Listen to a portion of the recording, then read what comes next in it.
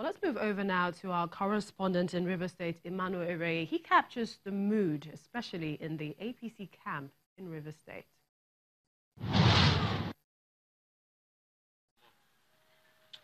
It has been reported the final list of senatorial and House of Representatives candidates and their parties participating in this year's election in River State have been published, pasted on the wall, and the main opposition party in the state, the APC, is still missing.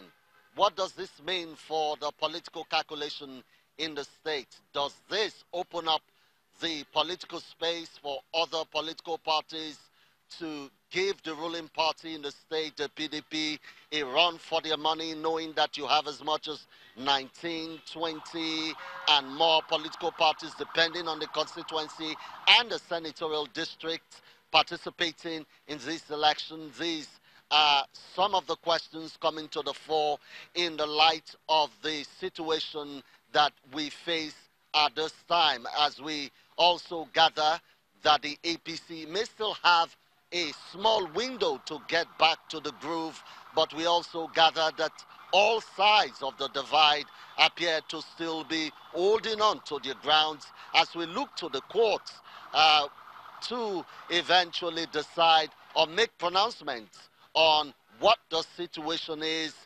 Emmanuel Ere, Channels Television News. Thank you, Manuel. The release of the final list of candidates by INEC, well, it's drawn a lot of controversies from different quarters across the country. There are still fears that some of these challenges put stumbling blocks in INEC's preparation for a credible election, which is scheduled in less than a month. Well, from Abuja Studios, the chairman, INEC Committee on Planning, Monitoring and Strategy, Dr. Mustapha Lekki, joins us now.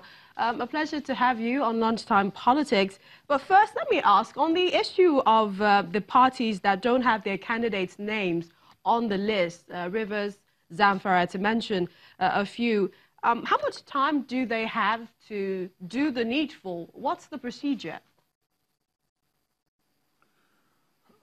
Well, I thank you very much for having me on. I'm not sure that we really have much time, but still, that notwithstanding, we will be guided by what the court pronouncement is. And if the court pronounces, even on the eve of the election, INEC will try to do the needful. We've had something pretty close to that during the Ondo gubernatorial election. So we have quite a bit of experience indeed. So it's, I don't know whether it's fortunate or unfortunate we're in this situation, but we'll be guided by whatever the court pronouncement is, because we're always respectful and responsive to court pronouncements on these kinds of matters. There are allegations. Okay, there are allegations by the General Assembly of Ohanese Ndigbo youths worldwide that there is a ploy to disenfranchise the Igbos due to the huge number of uncollected PVCs in the southeast, and they say other places where Igbo youths reside. Is this true? Well, that cannot be true because one, if there's a case like that, they can bring it directly to our attention by contacting the nearest person to them, which is the resident electoral commissioner in the affected state. I have had a case where I attended a social function where somebody told me that this particular matter is obtaining, and I took his PVC. I took a picture of it and I interrogated and found that his PVC was one of those, it was one of these late registrar, like very late in August of last year. And at that time, we were still printing the PVC. So you should expect somebody who registered very late in August will have his PVC among the one that will come much later at the time they are produced and being distributed. So I encourage everybody, and he promised to send me a long list of people who are equally affected. I'm still waiting. He hasn't sent me the long list of people who are equally affected, so that we can interrogate the issue. So I think that we should be very careful about what we say. INEC is making every effort to ensure everybody collects his PVC. In fact, we are going out on a surge now to actually take this PVC to the rack, to the ward area, the registration area beyond the local government area, so that it is much closer to people to be able to collect and easier for them to collect. And we are doing that for a period of about 6 days in the next few days. So it is open. And it is not true. So anybody who has a PVC not collected should go out there and collect his or PVC. If there are any serious issues, they should contact us directly, they can contact national commissioners or the REC or the EOs in the areas in which they register, and the matter will be sorted out very, very quickly. Well, in the process of ensuring free and fair, also credible elections, your commission, they've said that a vice-chancellor should not appoint returning officers that are partisan. Can you explain this? Well, it is obvious that we want people to have confidence in the election, and particularly in the returns, the outcome of the election.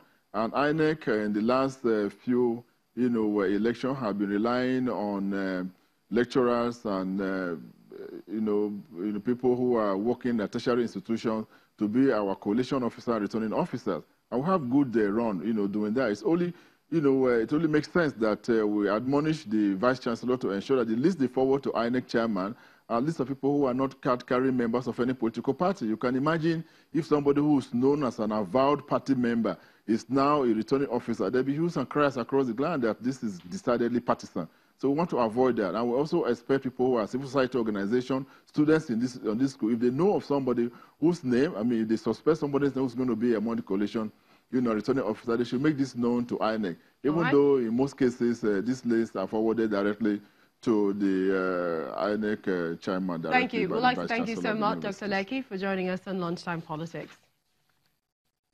Well, still to come on the program, we will be talking, still following ahead of the forthcoming elections, we'll be talking to Professor Jibril Ibrahim, the director of the Center for Democracy and Development, on all of the issues. Please join us again.